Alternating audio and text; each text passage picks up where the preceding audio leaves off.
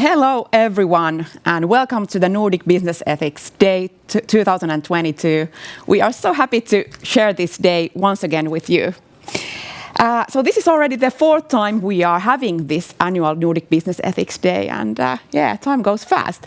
Every year it has been a little bit different format. So we have been physically, we've been virtually, and also something in between, just like today.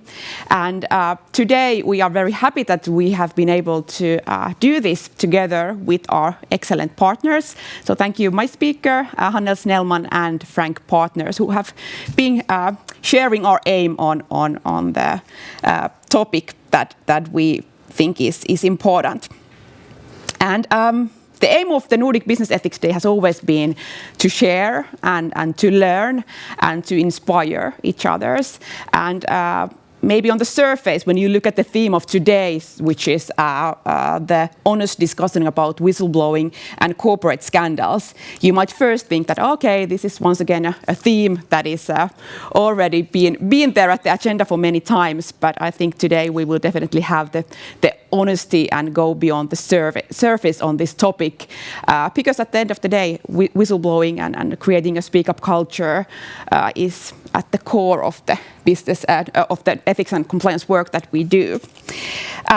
So yes, that is the theme of today. And Anna, maybe you can share a bit. Why did we actually ended up selecting this theme for today?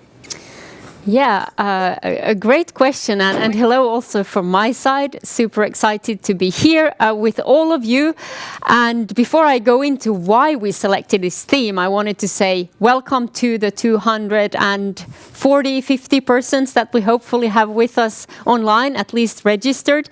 We know that some may not be able to join us live here, but everybody can then access the live stream from our YouTube channel, and we know those have been in the past very popular as well. So yeah, I think that's a great opportunity, but really happy to have all of you who are online with us here with us. And when we talked about the theme, I think at least for me, corporate scandals is a thing that sort of brought me into the world of ethics and compliance. Those of you who know me know that the Telia scandal was really a sort of hallmark of my ethics and compliance career, and I really saw the push that you get from when something goes terribly wrong.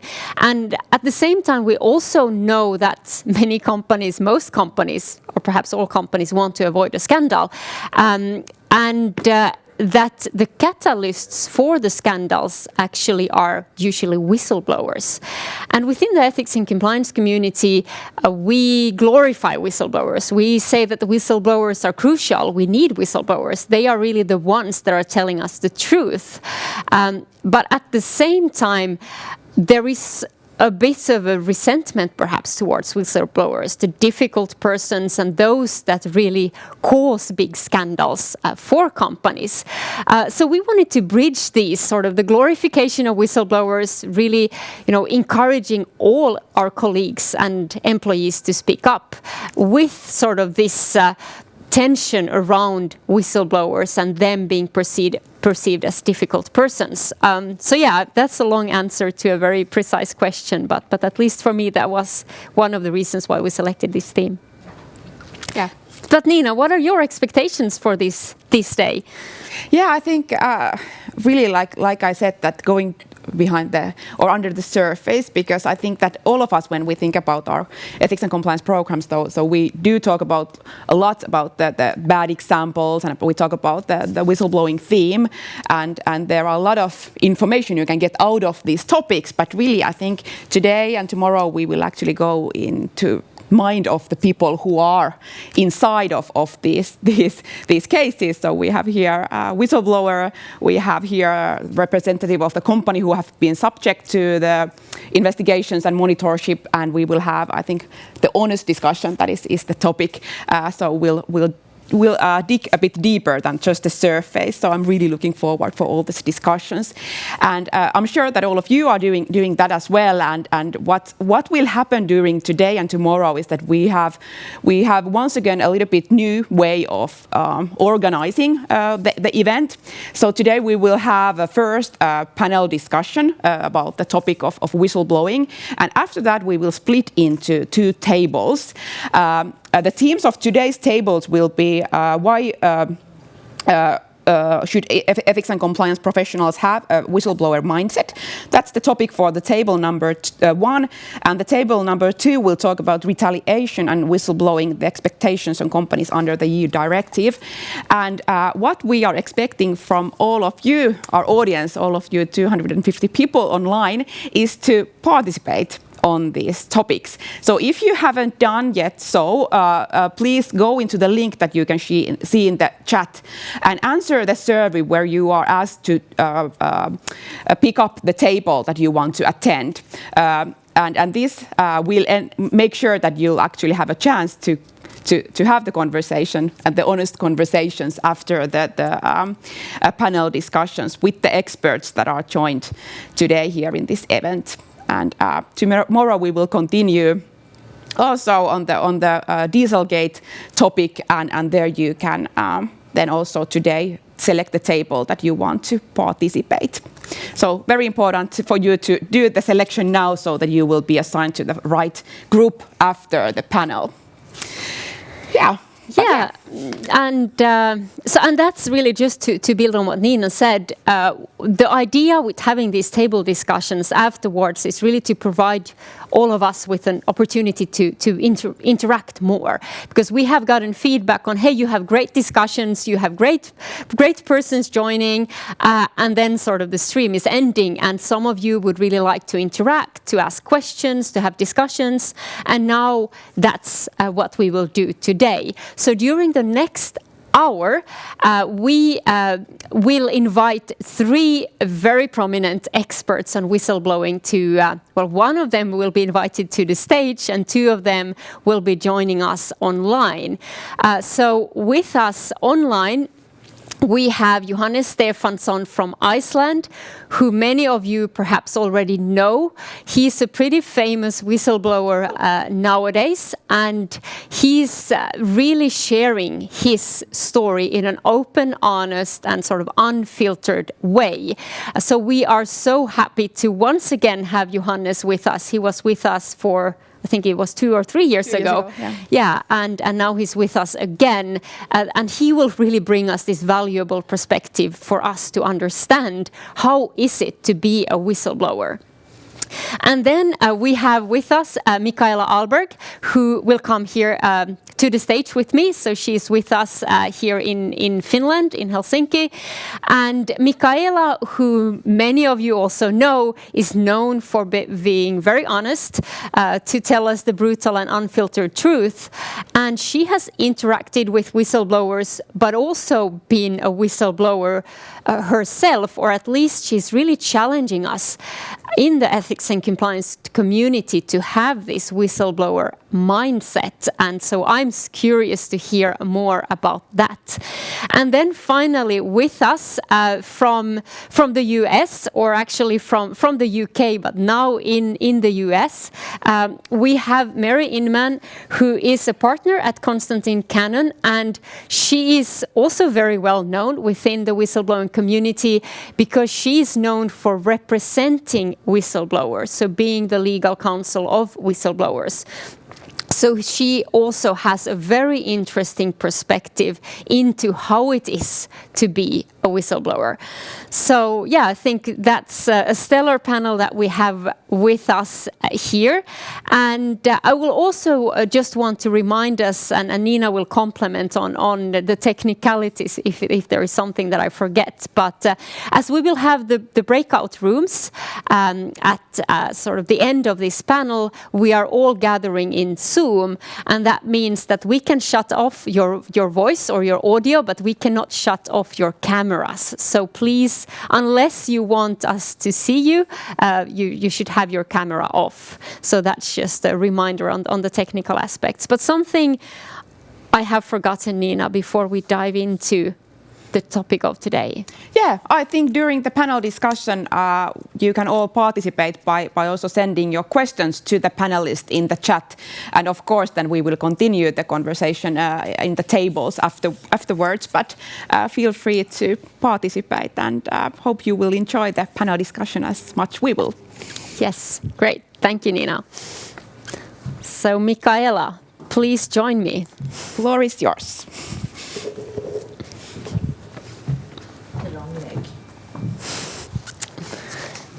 Welcome. Thank you. Great to have you here. Great to be back in Helsinki. You're a frequent guest in our studio. I love that. Well, not that frequent. Well, It's been a while. well, it was, well, you know, last autumn, I think. Was it October? Yes. So great to have you, Mikaela, here. And then I do hope we have Mary and Johannes with us as well. Let's see. Yes. I'm here. Great. Hi, Johannes. Hi, Mary. Great to see you. So, to kick off this discussion, I have a difficult question to basically all of you.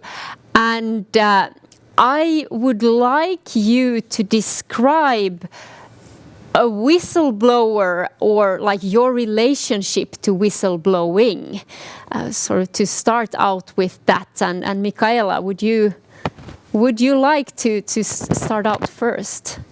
Well,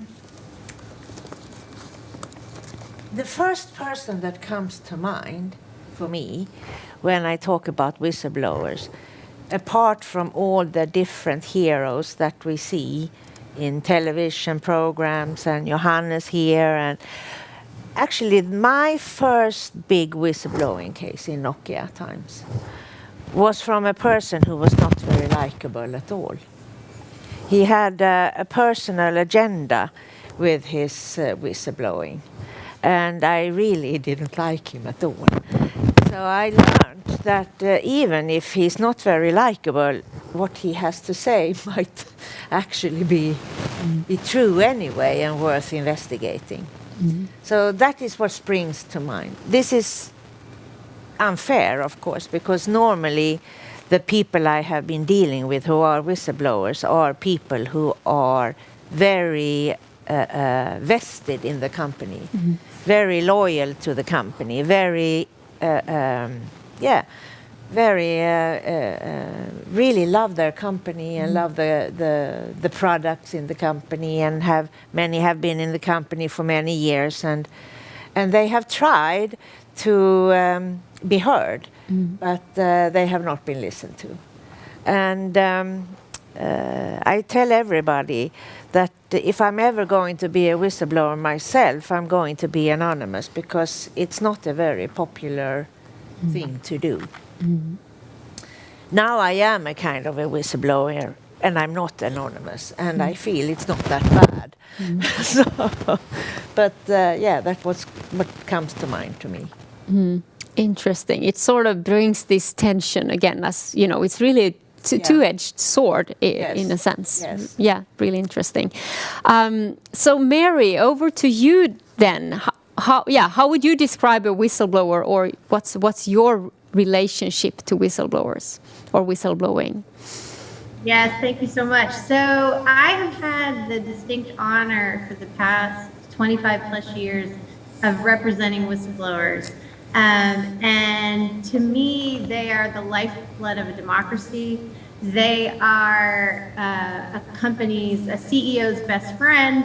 They are a company's best risk management tool. So we'll talk a lot today about the role that whistleblowers play in basically shining a light, serving as a flashlight to expose wrongdoing and the hardships that befall them in the course of doing so. But to me, they are people who cannot sit idly by, and they have to speak their minds and their consciences. And they are behind, if you look at all of the scandals that we've been talking about, and there's many throughout the Nordics and Europe and the US and the world, There are lots of whistleblowers, known and unknown, anonymous and not anonymous, that are the folks who basically had the temerity to bring the information forward.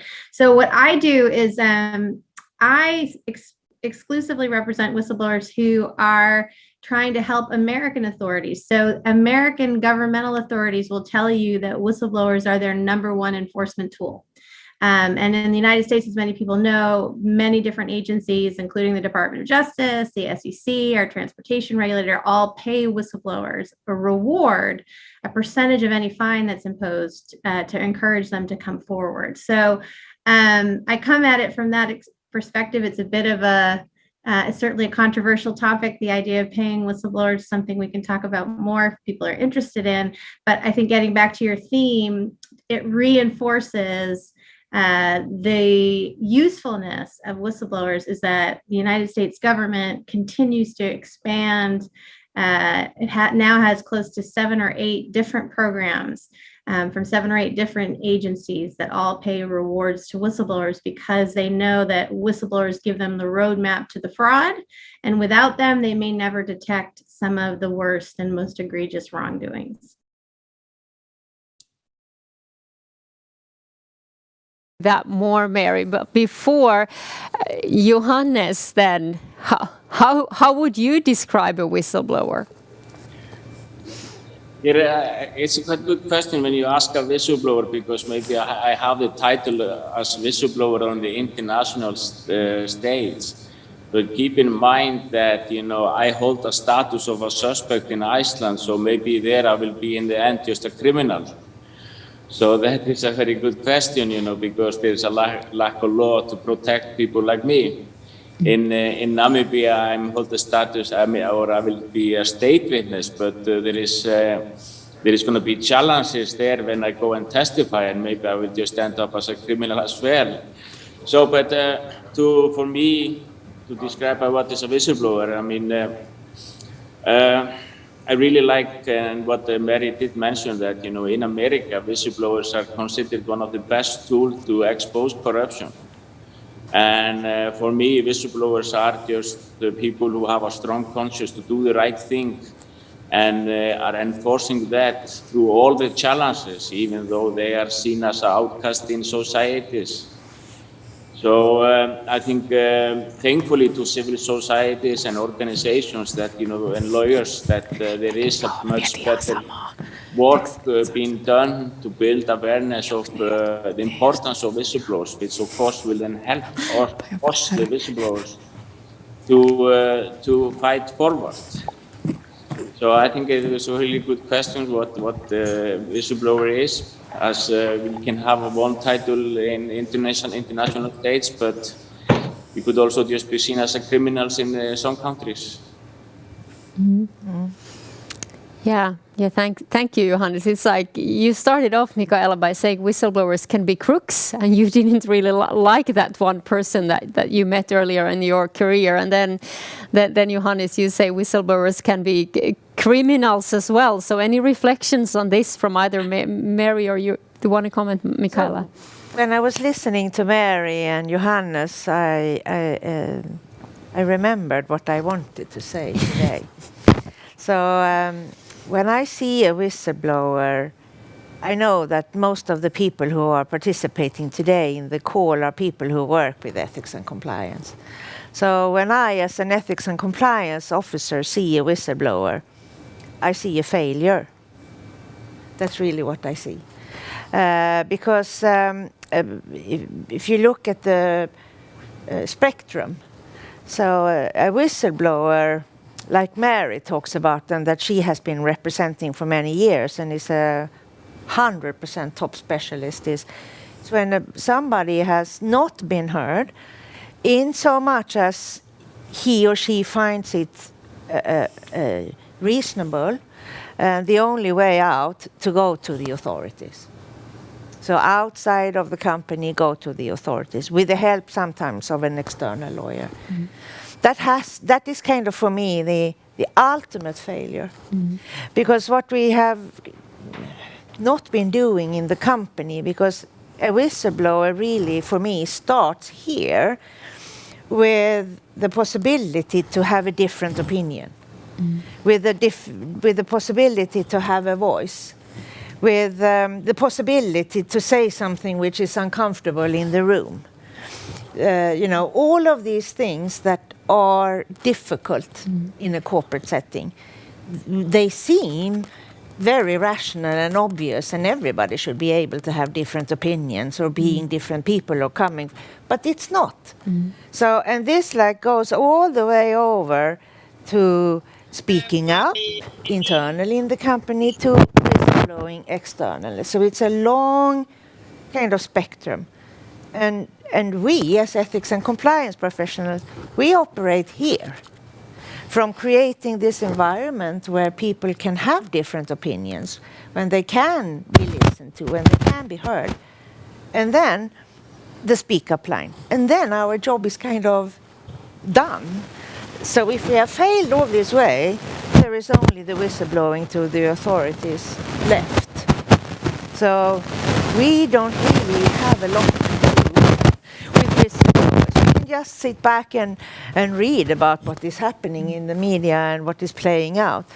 But here we have a lot of things that we can do to create an environment, to create a culture where whistleblowers don't have to retain an external lawyer, how lovely Mary Inman is, and go to the authorities. Yeah. So it is really, for me, a failure. Yeah. And I think also sometimes we get the words mixed up, which is bad, because just having a different opinion is not like being a whistleblower.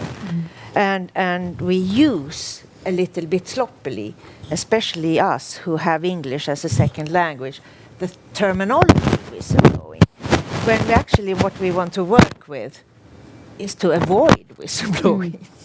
Yeah, yeah. Nina, do we have any questions from the line? Yes, we have actually a very good question here, and I think one of you can pick up the answer. Margaret is asking here that is the term reward incorrect? Should we not be using the word compensation? Any thoughts for this one? Yeah, maybe Mary, I think, has a maybe voice. it's Mary for you, and I see Johannes laughing. So then, Mary, if you go first, and then Johannes can compliment as well. So the question was, is it right to use the word reward for whistleblowers? Shouldn't it be compensation instead? Yes, and I think the reason I do agree with Margaret, we call it rewards in the United States because we need to distinguish it from the employment law. What you receive under an employment law setting, if you've been retaliated against as a whistleblower, you receive compensation because you have been denied promotions, you've been fired, and that's where so we call it a reward. Because to distinguish it from the employment law, you're basically being paid a tip. You're being paid for your information when you go to the U.S. authorities. So when you go externally, we call it a reward because it has nothing to do with your employment. It basically is a recognition by the U.S. authorities that you put yourself in harm's way by agreeing to bring the information to an outside regulator. I agree that reward is a loaded term because basically what the reward seeks to do is not like a lottery ticket or a reward. What it seeks to do is basically be unemployment insurance for the whistleblowers who bring the information forward and will basically suffer career-long blacklisting or career suicide as a result. So an author of a fabulous book called Crisis of Conscience, Whistleblowing in an Age of Fraud, the author's name is Tom Muller. He has called the U.S. reward systems, instead of rewards, he says it's basically a compensation for a career-long loss. That's a lot harder to say. So we use rewards for short, but I agree with you. We can certainly call it compensation, but it tends to confuse people. Yeah. Johannes, do you want to comment as well? Yeah, I mean, the only reason why I was laughing because is that, I don't think we whistleblowers in Europe, we don't see any reward or compensation in the horizon, and it's just in limited countries, and unfortunately, it's missing in where the whistleblowers protection law in so many countries that there is some kind of compensation, even though just to be able to make up the cost which whistleblowers go through, and the lack of or missing the income. And it's not only that, but we whistleblowers, we have to finance the fight and finance to see this through, including traveling lawyers. But thankfully, there's a lot of civil societies helping with the legal cost. So that was only the reason why, because there is very limited compensations or in this whistleblowers world, unfortunately. Yeah. Yeah, so your reward, Johannes, you haven't seen anything, you've paid yourself, and now you're suspected criminal as well. So much for rewards. But maybe I'll sort of tap along to that discussion a bit, because I know here in Europe it's been a heated discussion, and there are pros and cons with this. But Mary, I know you are aware of these discussions. Could you open up a little bit, like these philosophical differences between the US and EU approach? And we do not, for example, in this new EU directive, even if it talks about preventing retaliation, we do not see something about these financial rewards. So any insights from your perspective why we have these different philosophical approaches here? Yeah, so my opinions are informed by my 4.5 years living in London as head of our international whistleblower practice. And so I can tell you that there's some cultural biases, I think, that get in the way of people looking at the reward programs objectively. Americans are very much seen as transactional and mercenary, that we have to pay people to do the right thing. Whereas in the UK, at least, people feel like we're British, we speak up because it's the right thing to do. I think that those cultural stereotypes, and they are stereotypes, my clients actually, many of whom are not Americans, under the US system, over 20 to 30% of the whistleblowers providing tips to our programs come from overseas. So it really challenges this notion that whistleblowers don't need to get paid. I think Johannes, in particular, whistleblowers can't live on the air that they breathe and the accolades that we throw upon them. So it very much is something that is needed. So we're not the only, it's not just an American concept. So I love to point to my neighbors to the north, Canadians, another Commonwealth country, not American capitalism unchecked. They have adopted reward programs themselves under the Ontario Securities Commission, also in the Canada Revenue Agency for offshore tax violations. South Korea actually has one of the most long-standing reward programs, over 50 years for tax violations. Even in the UK and the EU, the competitions and markets authorities and regulators actually pay rewards to whistleblowers. And I think all of that belies that how are you going to detect bid rigging, which happens in smoke-filled rooms, and manipulation by all of the competitors, unless you have an insider in the room? There's no way you're going to unpack that. So even begrudgingly, Europeans will pay rewards to whistleblowers. Certain countries, including the UK, will pay rewards in that context. So certainly in the US, it's been a matter of success begets success. So our programs, if you look at the SEC program in particular, in the 10 years the program has existed, they've been able to impose fines of over $5 billion as a result of information provided by whistleblowers. And so those kinds of numbers catch the attention of other agencies who see the indispensable role that whistleblowers play in helping basically shine the spotlight and tip them off to frauds that they wouldn't know about otherwise. So Mary, then just to conclude this discussion on the rewards, because I have heard and I hear, especially from persons that are not working with ethics and compliance but have another business operational role, that they are a bit critical towards whistleblowers and say, yeah, but they just do it because of the financial incentives and they get these outrageous, rewards and so on. But is that what you see, that it is the financial incentives that's really driving whistleblowers? No, it isn't, and we have a lot of data. That's certainly the stereotype, but that is not the reality. I keep coming back to the SEC program, our securities regulator, because we have a lot of data under that program, and they pay very large rewards, but the average reward is $5 million or less. Even though we've seen some very, very large numbers. But the statistic that's really important, and Michaela was alluding to this, is that 84% of all the whistleblowers who received rewards last year, and this number is year over year the same, reported internally first. So that is, to Michaela's point, that shows a failing on the part of the companies to listen. But to your point, it shows that the whistleblowers aren't doing this with money.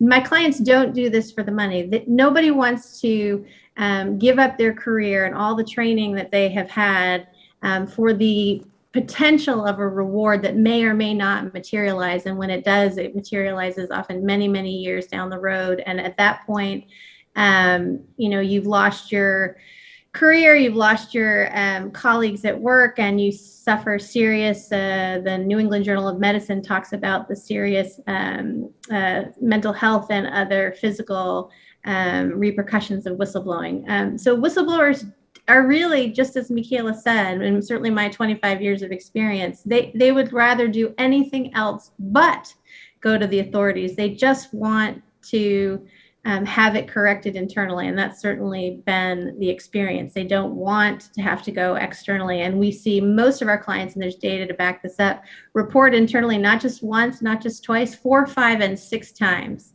to multiple different levels within the organization. And it's only when they have been denied on all fronts, typically, that they have to resort either externally to regulators or, as we've seen, externally to the media. Thank you, Mary, for that. But Johannes, you went externally, right? You became an external whistleblower. Yes, I think there are so many different levels of scenarios of whistleblowing, and in some companies they emphasize on ethics and compliance, and maybe that is not followed through, and people within the company have the opportunity to report wrongdoings within the company. But in my case, these are quite serious crimes, and there is a bad intention by the owners of the company and the management. And, you are taking the orders from the top people in the company to break the law, bribe people. And, this becomes, this is organized crime syndicate, nothing else. And unfortunately, in a situation like that, you don't report it internally, because you're just reporting it to the mafia boss, in my opinion. And I don't think that's a good idea, even though, I had conflicts for my last years, how things were done, and, and with the tax evasion that, shouldn't be so high, and etc. So, it is your conscience which drives you forward to do the right thing. And like I say, in my case, it was the only option was to report it to the law enforcement. And that was my first priority, because I think it needs to also be a little bit clear in my case that I reported the crimes to the Nambian authorities first. And it's only 15 months late after that the media exposure was. So it was not my top priority to report it to the media, but it was the law enforcement. So in my case, I did not have the option to report it internally. And there is, in the company, there is no emphasizing on ethics or compliance regulations, or to have the corporate governance in order, because it's all made to be in chaos because they are doing a lot of criminal activities as financial crimes. Yeah. So this really, Michaela, brings us back to what you were saying about the failure and the need to have this sound culture where we address issues early on before they become outrage criminal activities. But how do we do this in practice, in reality? Yeah. No, Johannes' case is unusual. Because, of course, he is right. You can't go up to the mafia boss and say that, oh, by the way, you are leading a criminal syndicate here. But normally, for all of us that work in kind of more normal environments, I believe, I have said many times to you, I have said many times to you who are on the call as well here, that my way into ethics and compliance some 15 years ago was that I read a book by a journalist, Eyal Press, which is called Beautiful Souls. And it is about a few people, 5 people, who have managed to do the right thing when everybody else did the wrong thing. I recommend this book warmly, and it is about people who are maybe we should call them the good apple. And then we spend a lot of time in the ethics and compliance to talk about the bad apples. And also media loves the bad apples. We look at Elizabeth Holmes in the Theranos scandal, and there are now series and TV shows and movies around this one bad apple, and she is indeed a bad apple. But I think that it is more interesting to spend time to thinking about all the people in between the good apple and the bad apple, us in the company, and how we work together to make it easier and safer to have a different opinion, to say something which is uncomfortable, to practice this whole process of being uncomfortable, of saying what you believe, of being contrary, of problematizing, and that is where we have to really focus our work in a normal company, because I believe that a lot of good people, I mean, Guido Palazzo says corporate misconduct would not be possible without the participation of people like you and me. And I try to remember this all the time, because all of these people, what are they doing? They are good people, but they are not listening. They close their eyes. We close our eyes. We close our ears because we don't like the friction and we don't like the discomfort. And this is something we need to practice. First, we need to be aware of our own human behavior, of going into defense modes, of sorting out difficult information and inconvenient truths, and wanting to belong to the group rather than sticking out from the group. So we have to learn this, and then we have to practice. And this is what I believe we should spend a lot of more time in companies doing. Yeah. And also, most managers are very good at speaking, because that's why we get promoted. We speak and we speak and we speak and we talk and we talk and we talk and we have lots of opinions about everything, but we are bad at listening. So sometimes we need also to train people to listen properly. And I think it was Obama who said, I will listen carefully, and especially to those who don't agree with me. So, and that is something we need to practice.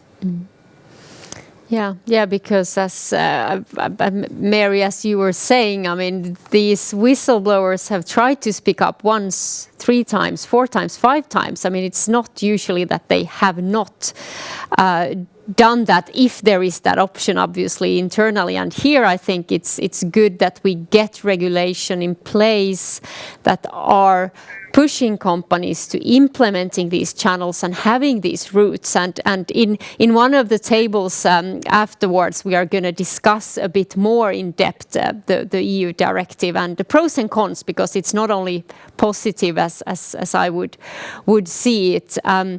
But the difficult discussions, for sure.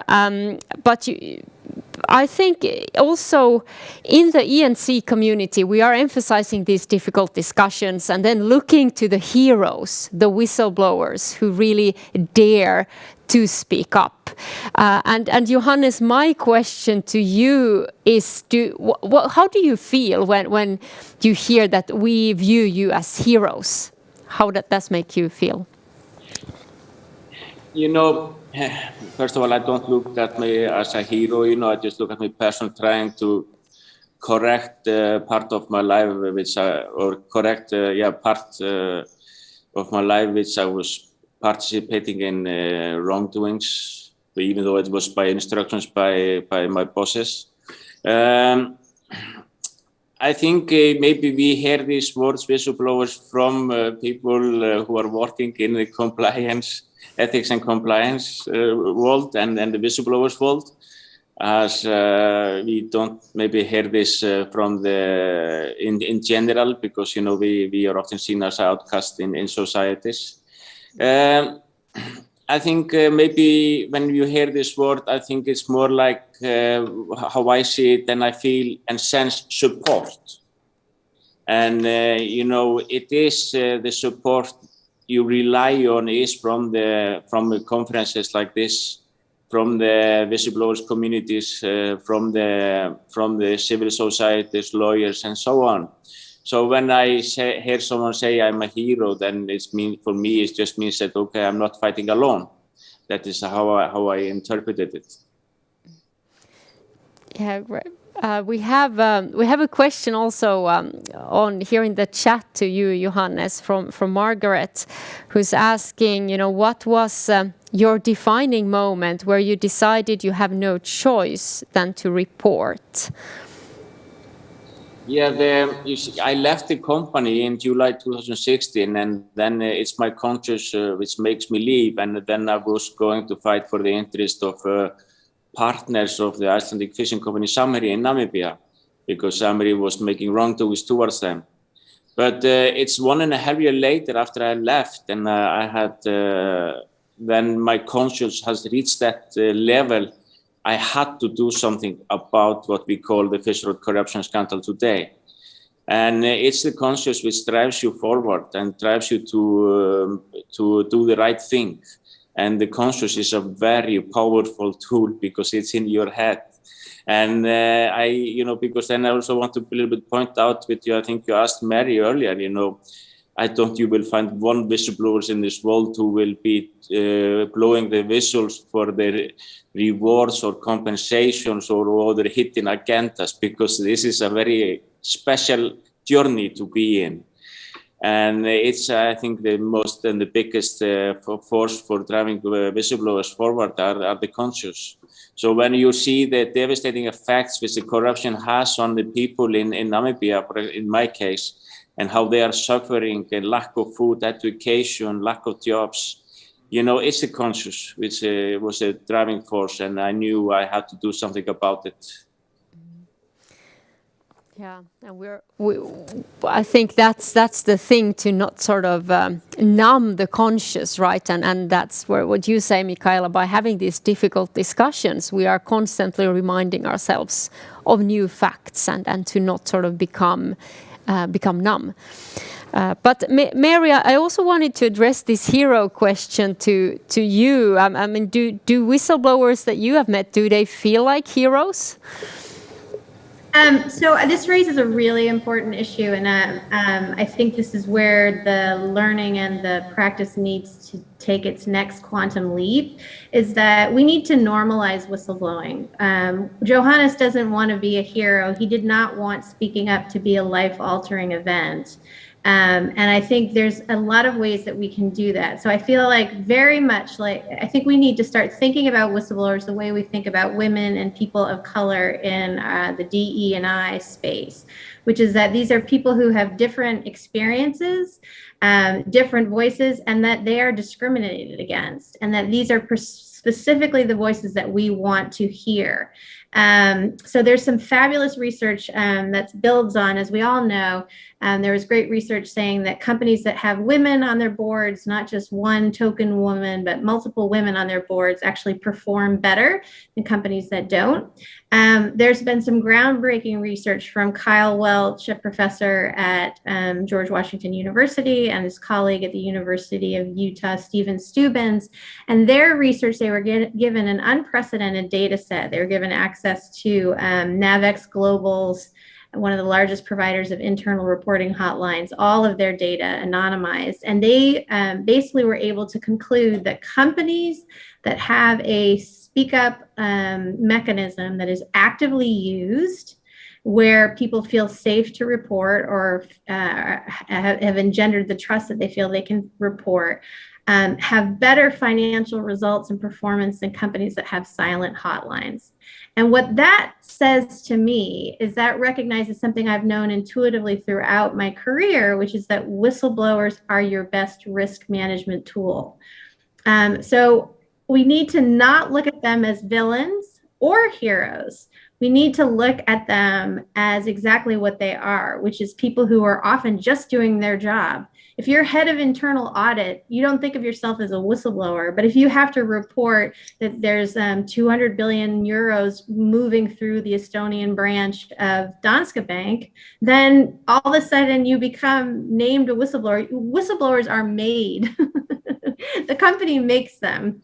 They don't wake up one day deciding. Howard Wilkinson didn't decide to be a whistleblower, right? He was made into a whistleblower by the company by the fact that they wouldn't hear what he was saying.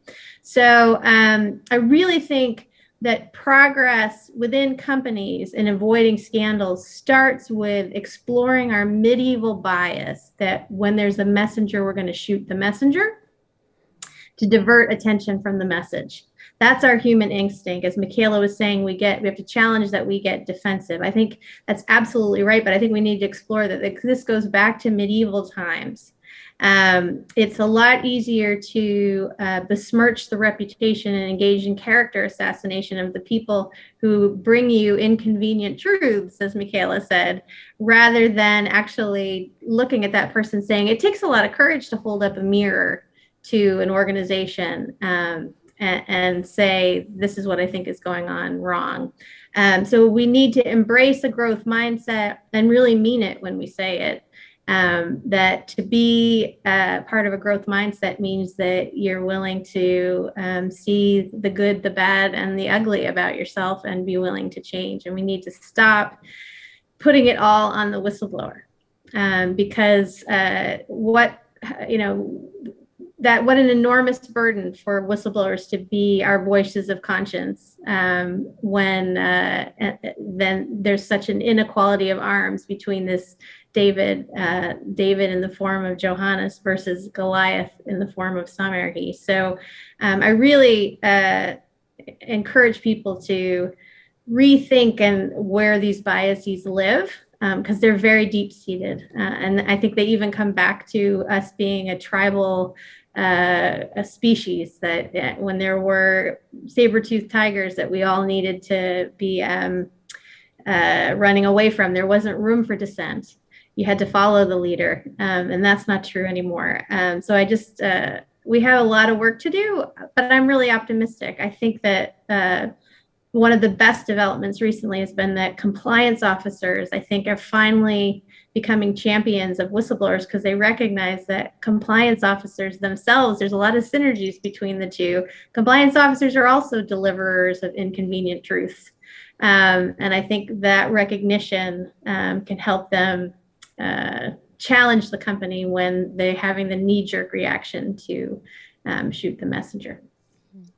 Yeah, I I love that. That's really, really powerful, Mary, what you just said. And I think we should all reflect upon this in the community, because we have those biases. Everyone has those biases, I think. And then, as you put it, whistleblowers, they are just colleagues, ordinary human beings that has a certain perspective and have a different opinion or have insights, and that we also, I think, in the ethics and compliance community are part of this glorification and sort of making sort of a whistleblower into a particular thing, and not really seeing that it's just something that basically all of us should have that kind of a mindset to speak out. And then the company, yes, forces some people to become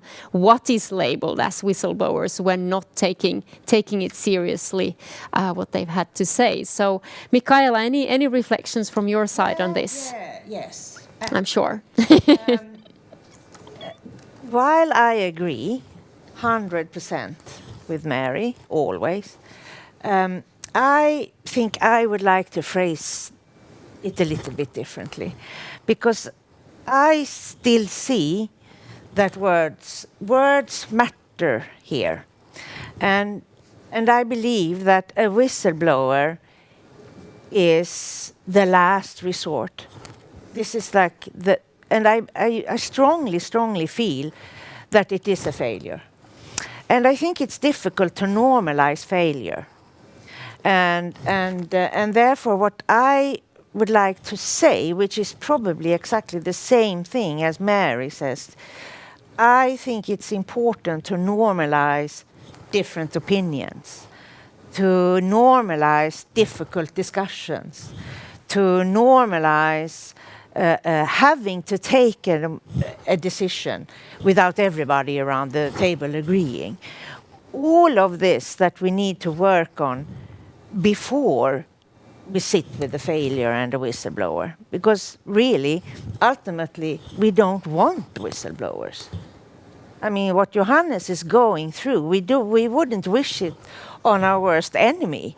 So we don't want to end up there, and that's why we want to work with the whole creation of a safe, warm, and forgiving and open work environment where it is possible to bring difficult information and inconvenient truths to the table. So it is the same thing, it's just slightly different said. Yeah. Mary, do you want to comment on something that Michaela said? No, I mean, I absolutely agree that my clients do not want to be whistleblowers, right? That is not their aim. They're very reluctant, and a lot of them, like I said, say to me that when they're first talking to me, they're still talking in company speak. They very much still see themselves as the part of the organization, and it's just very difficult to be put in that position where you tried to help and you were rejected, right? And then it's not just that you were rejected, that we disagree with your point of view. It's the level and the degrees to which, as we've seen in the Me Too movement and other ways, that companies go to destroy that person. So it's not just that we allow them to disagree. It's that you must be vilified for your disagreement, as a way to try and sort of avoid the difficult truth about the scandal that the whistleblower is trying to reveal. But I do think it's really important to emphasize Johannes's point, which is that there's a role. Our clients always want to speak up. And in fact, the SEC whistleblower program pay and the amount that they determine on a reward for a whistleblower, it's a range of 10 to 30% of any fine imposed, but there's a plus factor in that range if you report it internally first. So the SEC also recognizes we want to always encourage to give the company the opportunity to correct. But in all of these scandals that we're talking about, in Wirecard, and Samherji, and Danske Bank, and Telia, this went to the highest level. So you can't require a whistleblower to report internally when it's actually at the highest levels that the fraud has been conceived and is being perpetrated. So while I agree that should always be the first course, and that's certainly how we want our clients to always start there if they can, sometimes it's not possible. And I want to sort of pick up on something that you, Mary, said, and that you have alluded to, Michaela, as well. Is that there are similarities between ethics and compliance officers and whistleblowers, and we are expected to bring uncomfortable truth to the table. And this is something we'll discuss in the other table discussion in just a while. But Michaela, would you elaborate a little bit upon this? What do you mean with that ethics and compliance officers should have a whistleblower mindset? I mean that ethics and compliance officer, which I always insist on saying, even if it's a little bit cumbersome,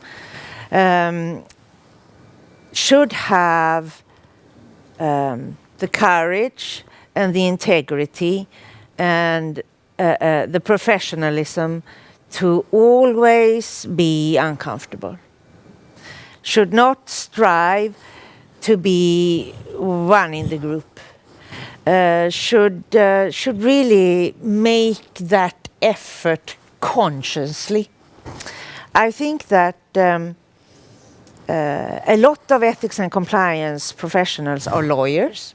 I am a lawyer myself, and that is helpful to understand the law, and it has been very helpful for my entire career. But sometimes it's also important to understand how to be a lawyer and wear the hat as a lawyer, or be an ethics and compliance person and wear that hat. Because as a lawyer, people come to you and they want answers. But as an ethics and compliance officer, I believe you should give them questions. Because the answers, the decisions, should come from the people out in the organization, the people we are working with. And we should therefore sometimes, or quite often actually, be the messenger that risks being shot down because we come with uncomfortable information and uncomfortable truths. And I have met ethics and compliance officers all across the world, and I feel that there is a high risk that we become bitter and angry and tired because this is difficult. And we kind of go against this, we go against this, we go in this, and we go against ourselves because we really want to be liked. Everybody wants to be liked. So we need to practice this, and we need to talk about it, and we need to make it something that is also normalized. Mm-hmm. This is the role that we have. And we have to practice different tricks and ways of working that makes it easier. Yeah, and I to build upon that, I tend to think and challenge myself with if I am not comfortable with being uncomfortable, do I become part of the problem? Am I actually helping to shield the misconduct because the company has hired me to do that and sort of expect me to speak up? And if I don't, because it's not comfortable, I think we can all who work in-house testify to that we don't want to be the difficult persons in the same way that the whistleblower doesn't want to be a whistleblower. But it's the right thing to do. And I think there we have to be careful and really challenge ourselves that if we choose not to speak up, I think we become part of the problem. Yes, and we talked about this last time I was in this beautiful city, that the whole purpose of in my opinion, the whole purpose of the ethics and compliance program, all the different cornerstones of the ethics and compliance program is really there to create discomfort, to create friction, to make difficult information visible. It is there in the investigative part, it is there in the due diligence part, it is there in the training part, it is there in the risk assessment part. This is why we do what we do. So if we are too keen on being liked, we need to find a way around that. We need to work with ourselves. Yeah, and that's what we're going to discuss in just a while. So just for those of you who are wondering, when can we dive into the more interactive discussions? We will do that in 30 minutes, and we'll have a break before that. So we still have a couple of topics here that I really want us to discuss. So we'll still go on for some 10 minutes here, and then we will have a short break of roughly 15 minutes, and then we'll dive into talking about how can we dare becoming difficult persons and really having this whistleblower mindset. And also the other thing that we are going to discuss, Mary, in the other table that I will be joining, is on this whistleblowing directive, because that has been a really hot potato, a debated topic. I think there's been, so many events on whistleblowing during the last year or so. So we are probably all sick and tired and saying, okay, I don't want to have another panel discussion on the EU directive. But what we're going to discuss is, of course, in practical terms. What does this really mean? And for me, it is so important that we don't focus on the letter of the law, but the spirit of the law. Why do we need a directive like this? And I know there's been some criticism quite a lot of criticism towards the directive. But Mary, from your perspective, you have quite deep insights into this. What are the risks that you see? Because I think the positive aspects we've touched upon, but the risks then with the EU directive quickly, and then we'll sort of leave a cliffhanger for those who want to join that table then. Yeah, so I will happily talk about the risks, but before I do that, I have to recognize the EU directive for what it is, which is a monumental achievement in creating a safety net across all 27 member states, whereas before, as the directive was inspired by a whistleblower by the name of Antoine Deltour in LuxLeaks, who was a French national working in Luxembourg, and whereas his exposing PwC would have been protected behavior under the whistleblower law in France, it would have been criminal behavior in Luxembourg. And I think that recognized that for employees working across the EU, we can't have those kinds of disparities. So I want to start by applauding it, because it's a sea change, whereas there were only 7 member states with existing whistleblower protections. Now, eventually, even though we have Denmark and Sweden, by the way, have adopted their laws. They're right on time. Finland, I'm sorry, you're delayed. You got to get there. But we're going to get there. All 27 member states will eventually get us there. But in terms of the risk, here is what I see as the biggest risk. And this is something that was borne out under both the American and the British experience as well, is remember what the EU directive requires is that for certain companies starting immediately, but by 2023, all companies with 50 or more employees need to have a robust internal reporting mechanism. And so I think the risk is that companies aren't prepared to receive those reports. So in the United States, the first time we legislated having such requirements was Sarbanes-Oxley. In the UK, the senior managers regime started to put these kinds of requirements in place. And I feel like the audience would be well served to mind the example of Jess Staley. So Jess Staley was the CEO of Barclays Bank. under the senior managers regime, which was legislation in the UK in reaction to the financial crisis of 2008. These types of reporting hotlines had to be put into place. And so Barclays was very well resourced, hired some of the best external advisors to put in the top type of platform. And the lesson there is that one of the first whistleblowing reports that came across the mechanism, the hotline, was one of cronyism directed at Just Daily. What the requirement was under the senior managers regime is that you have to allow for anonymous reporting. That's the best practice. That's the state of the art. And what Just Daily's initial reaction was to shoot the messenger. So he tried to uncover who the whistleblower was, despite the fact that they'd hired all these fancy people.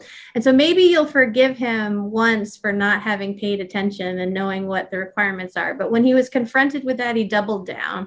He did not change his behavior. He actually tried, and he actually enlisted the help falsely of the U.S. Postal Service. This report came in via the U.S. mails. And they made false statements to try and get the U.S. Postal Service to divulge where it came from. So I think the biggest risk to companies is that they just create a tick box culture where they've outsourced it to some external provider who's going to put the hotline in, but they haven't incorporated it into your culture. And so remember, you're going to be asked to put up by every water cooler a sign that gives you in your employee handbook and elsewhere the number to call. But are you prepared to actually receive those calls? What are you going to do with it? And that's where the really hard work that we've been talking about today needs to take place, is that it's not just simply having an effective hotline that meets the letter of the EU directive. It's actually having the environment that won't stigmatize these people for speaking out, because they're going to take you at your word.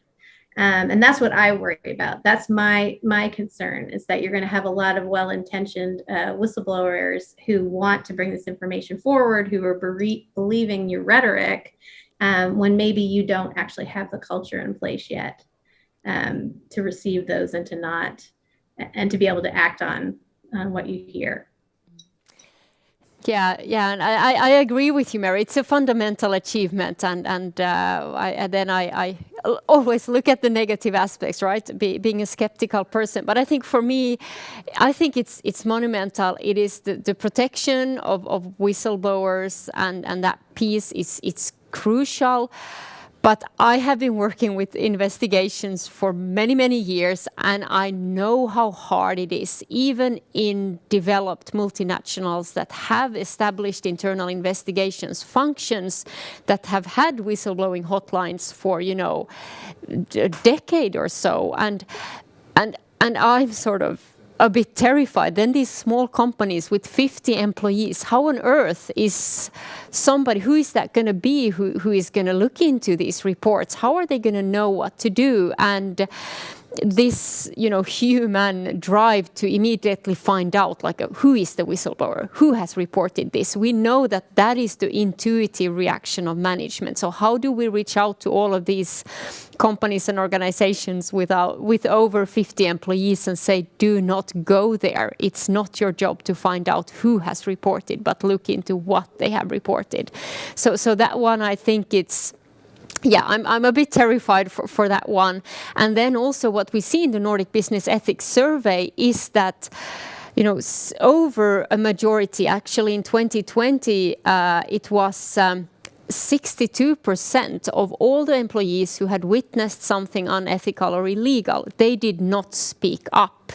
And the reason for not speaking up was not that, or the main reason was not that, they didn't know how to speak up or there wasn't a whistleblowing hotline. It was actually because they did not believe it would make a difference. So the retaliation, the fear of retaliation was not top 3, but really an overwhelming majority says it won't make a difference. And that's sort of also what I'm afraid of, is that we have these hotlines, and as you said, Mary, well-intended employees start reporting, and then they see that the reports are mismanaged or it doesn't lead to things. So for me, that's sort of that. I think we need to discuss in the community, what can we do here to avoid that, because then it will be a backlash, I think. Yeah. Any reflections or comments? If I may. Yes. I also have read about this unfortunate guy at Barclays, and I don't know him, and I have no reason to want to know him, but he could be a nice guy, because I'm fairly sure from my experience that 8 out of 10 of the executives that I have been interacting with would have reacted similarly. Because it's like it's a deep down defense mechanism, and also these big executives, they are very action oriented, so they immediately start, what can I do? Instead of sitting back and thinking about it, they want to act, and they run around and do all sorts of silly things. I mean, the woman in HP who were spying on her own board members to figure out who was leaking. She was probably a normal person, but she just thought wrong there. So this is a normal behavior. That's what I'm trying to say. So and this is what we have to manage, this normal behavior. How do we deal with this behavior?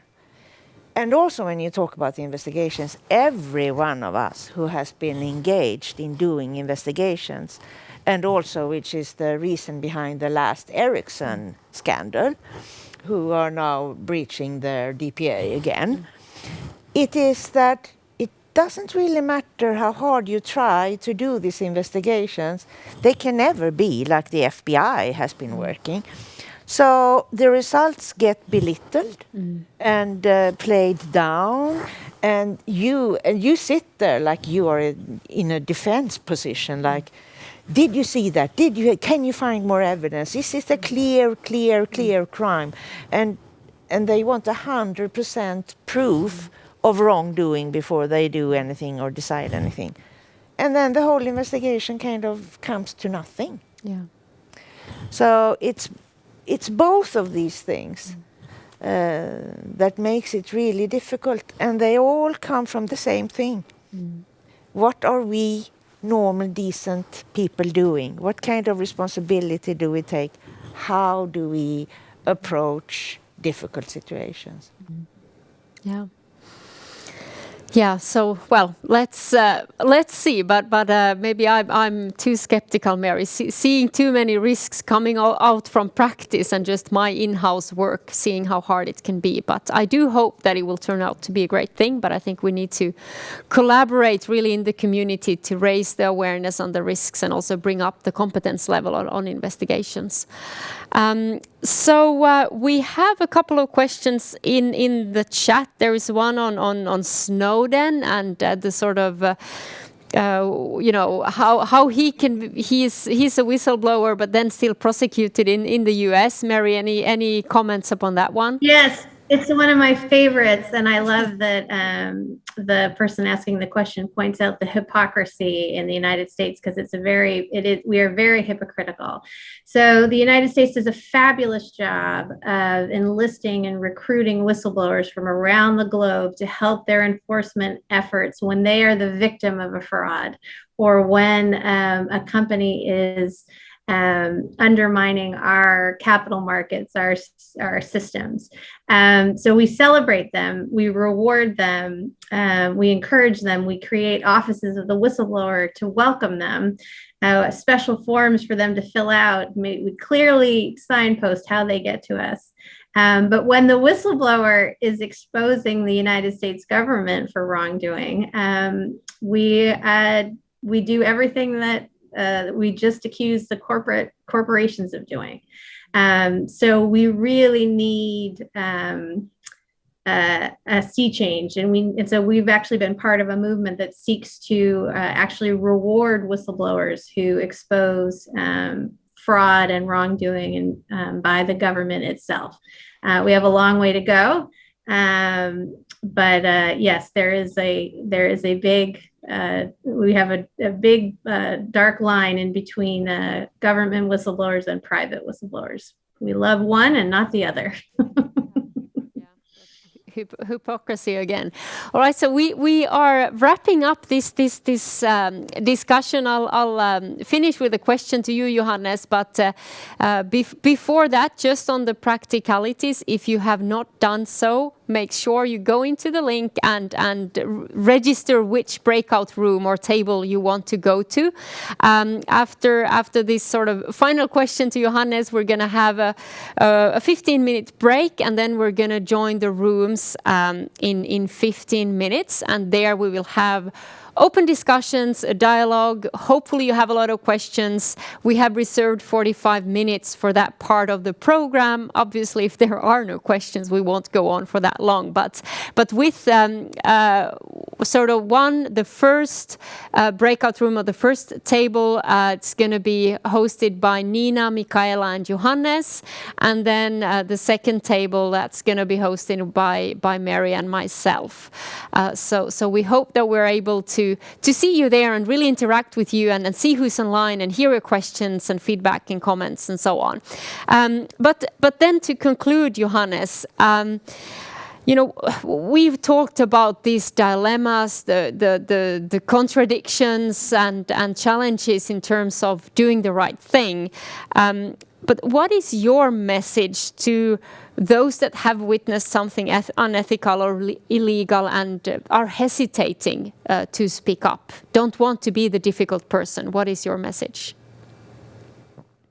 I think, only the people here on this chat, you, Nina, and Michelle, and Mary, they should just contact some of you, for example, just for the guidance, because I think the know-how regarding whistleblowers is so big just in this room here.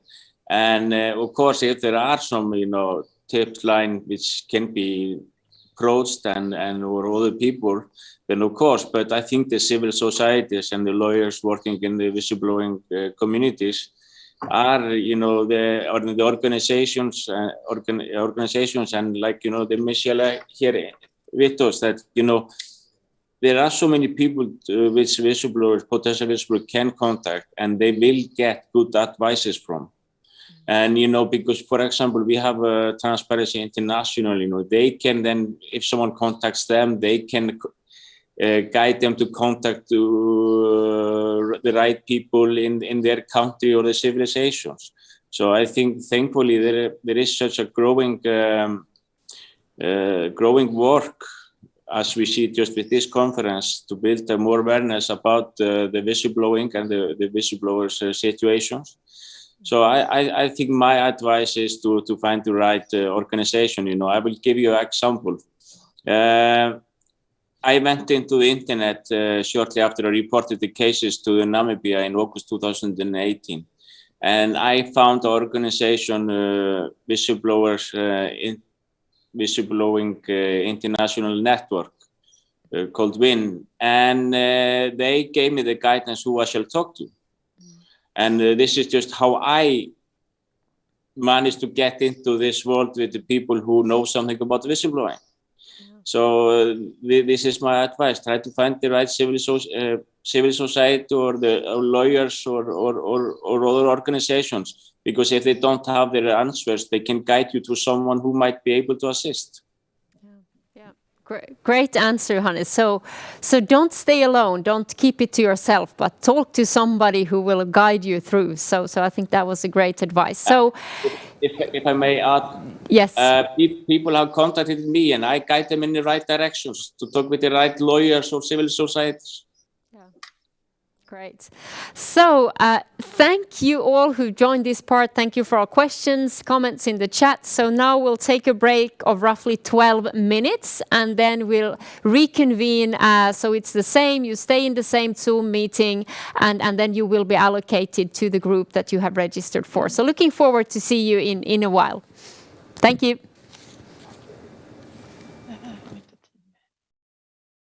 Måste